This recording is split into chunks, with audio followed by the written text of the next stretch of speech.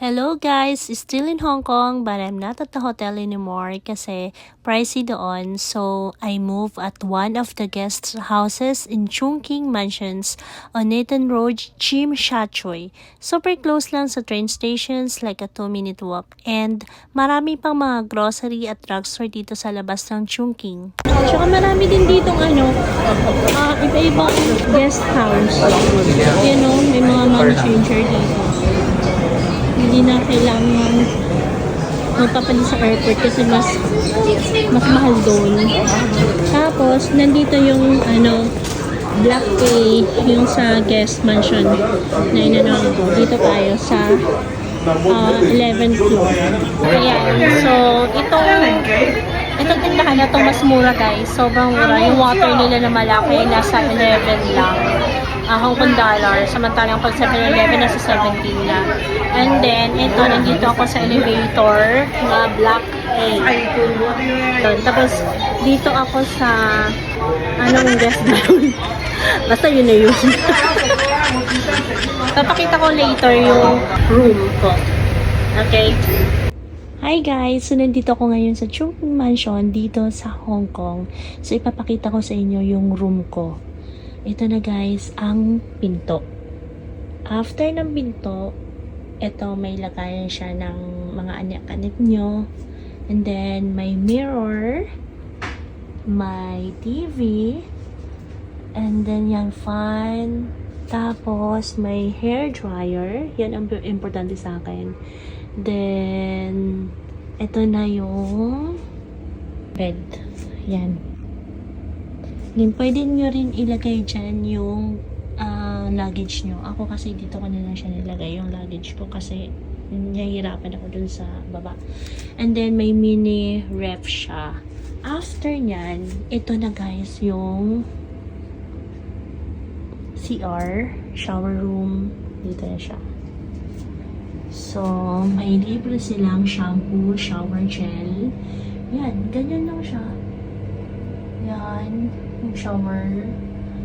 Ayan. Then, toilet. Yan na.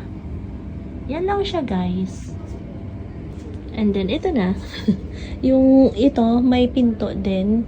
I-slide lang siya. Tapos, may curtain nga sila. Ayan. Ayan lang siya. O, diba? Ang cute. And then, ang pinaka-importante dito, ang linis ng room kasi Pilipina yung naglilinis. And then, yung staff nila, very accommodating pa. Yan, may mga sabitan naman. And then, ito pa. So, ayun. Itong room na to, good for 2. Ang kuha ko dito, parang 1,000 something. Ilalagay ko na lang po sa description kung magkano. And then, may libre silang coffee. Black coffee lang siya. Free of charge na yon. Nasa labas. Then, may free na water. Ayun, pwede kayong kumuha doon. And then, ang kagandahan dito guys, paglabas mo ng Chungking Mansion, marami ng bilihan. Marami ka na mabibilhan. Kung kailangan yung kumain, may Jollibee and McDo lang sa harap naman. Parang pupunta ka lang sa kabilang kalsada. And then, diretsuhin mo lang yon, meron na dong McDo and Jollibee kung gusto nyo ng mura. Dito mismo sa loob ng Chungking Mansion, meron ding mga Filipino food, may Indian food, kaso parang pricey din siya. 2 na ulam na, then may rice, then libre na yata yung water. Kasi ako kahagabi, kumain ako doon, binigyan ako ni ate ng water, no charge na. Sabi niya free niya daw sa akin. Hindi ko sure kung sa lahat na yun free ha.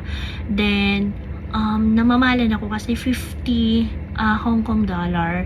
So, nasa 400 din yun sa atin ha. So, ayun, for me, mahal siya. So, dun na lang kayo sa labas. Sa mga Chinese restaurant, guys, sobrang mura lang.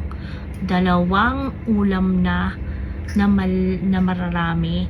And then, ang kanin, sobrang dami. Like, nasa 28 lang yung ibang restaurant, 28 Hong Kong dollar. Tapos, bakehouse, guys, malapit lang dito. Like, 9 minutes walk ang bakehouse. So, itry nyo yun. Okay. Yun lang po. Bye-bye!